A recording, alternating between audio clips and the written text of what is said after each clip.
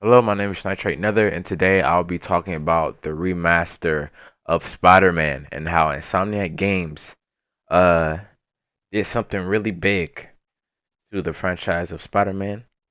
Uh, they changed his face. They changed Peter Parker's face for the remaster of the PS5. I'll be talking about the pros and cons of the new face, what's good about it, what's bad about it, and I will also be reading some tweets from some Spider-Man fans talking about the face, and also reading the response of Insomniac Games and their response to those fans being mean or being happy to those changes. Let's get it. Oh, darling, you done fucked it up. For me, at least.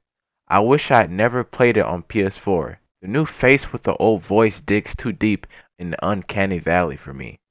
Peter's old face brought the character to life. This recast will do you guys such a disservice. It just feels wrong. And Insomniac Games replies with, ah, it was an adjustment for us as devs as well. But we promise you, you get used to it. It won't want to go back. Now, the one on the right, the top right says, this is Sony's corrupt choice. And Insomniac Games replies with, no, the development team made this decision. So as you can see, Insomniac Games was the one who decided to change the face. Had nothing to do with Sony. The next one says, psst, the new Peter Parker looks pretty good. Blue heart. And then Insomniac replies with blue hearts. Now I'm gonna start with the very top left tweet. I kind of left a few things out. It's kind of cut off, so I'm gonna read some of this person's tweet, which is all those emotional moments and the attachments I had with the character all flushed down the toilet. 2020 is getting worse and worse. I mean, why Insomniac Games? Just why? And then it says, I don't know if this is an upgrade or a downgrade. And then Insomniac Games replies with, we had to recast as we needed a better match to Yuri Lowenthal's facial capture to bring you the next gen performances. And then we're going to move on to the bottom left, which is I understand the reasoning for the face change, but man, it's not the best time to change a face in the middle of a franchise when people have become attached to a character. I went from excited for future entries to meh. You might as well have killed Peter off, to be honest. And then Insomniac replies with, understand how you feel and appreciate your passion for the OG game. Had to recast to better match to Yuri Lowenthal's facial capture. This is a technical motivated decision centered around the challenges from using separate people for the model of the face and facial performance. Moving on to the very right tweet, which is I feel like at this point you might as well go the full mile and change Pete's voice too. John's voice doesn't fit very well with the new character model at all. And then Insomniac replies with, John was never the voice. Yuri Lowenthal has always been and will continue to be the voice and motion capture slash performance capture actor. And then we're moving on to the very bottom middle tweet, which is I think the redesign for Peter Parker by Insomniac Games and Spider-Man Remastered looks great. Redesigns of beloved characters happen all the time, and he shows a picture of Ellie from The Last of Us getting a character redesign, Nathan Drake, Lloyd Frazier, and Chris Redfield from Resident Evil and stuff like that. And then he goes on to say even more, the voice acting remains the same, and it's just a different character model. And Insomniac Games replies with, the motion slash facial capture is the same as well. That's all. And they add Yuri Lowenthal. Now let's talk about the pros and cons of the new face of Peter Parker. Um, Before I really do, I want to say that I really love the original, and I think that's the best. But one of the cons is that Peter looks way younger than Miles now. Miles Morales in the first game now looks way older than Peter, but in the original, Peter looked way older than Miles, and I think that's really silly to do.